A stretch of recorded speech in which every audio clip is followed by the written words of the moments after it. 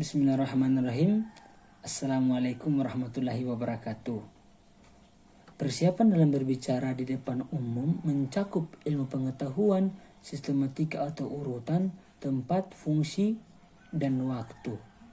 Nah, pada kesempatan kali ini kami akan membahas mengenai sistematika dalam berbicara di depan umum. Nah, yang pertama adalah mengenai pendahuluan, yang kedua adalah mengenai isi pembicaraan, yang ketiga adalah penutup pembicaraan. Nah, kita akan membahas pada poin yang pertama, yakni pendahuluan. Dalam memulai pendahuluan ini, seorang komunikator atau pembicara harus pertama adalah memberikan motivasi yang menarik. Yang kedua adalah mengutarakan topik secara umum. Nah, mengutarakan topik secara umum ini adalah bagaimana menyampaikan tema atau judul apa yang disampaikan dalam berbicara di depan umum. Yang ketiga adalah mengenai tujuan.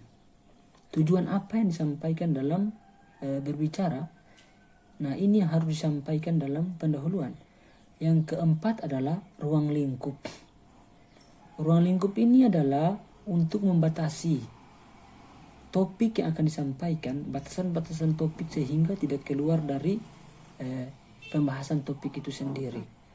Nah, masuk pada poin yang kedua, isi pembicaraan. Seorang pembicara dalam menguraikan isi dan dari suatu pembicaraan, hendaknya yang pertama lancar dan tidak ada gangguan. Kalau so lancar, itu tidak ada gangguan apa-apa, maka isi yang disampaikan itu dapat dipahami oleh para pendengar. Yang kedua adalah harus menarik perhatian pendengar. Yang ketiga adalah uraiannya harus jelas, mudah ditangkap, dimengerti, dan dihayati.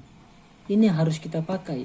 Uraiannya harus jelas, mudah ditangkap, dimengerti, dan dihayati.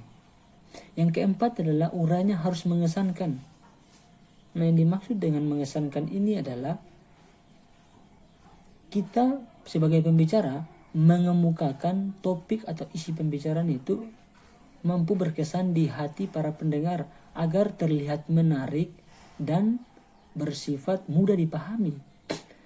Yang kelima adalah pembahasannya harus tertuju atau terarah kepada tujuan.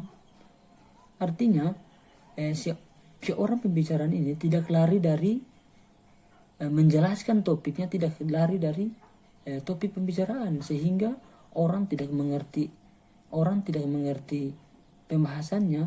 Dia dapat mengambil jalan baik dengan cara mengatur jalan untuk mengarahkan topik ini kepada tujuan yang hendak dicapai dalam berbicara di depan umum. Nah, yang ketiga adalah poin ketiga mengenai penutup pembicaraan. Ini sistematika yang terakhir. Di dalam penutup pembicaraan, hendaknya seorang pembicara mengerti atau memberikan, yang pertama adalah ringkasan.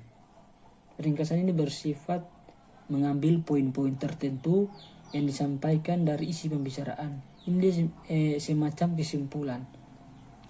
Nah, yang kedua adalah memberikan motivasi.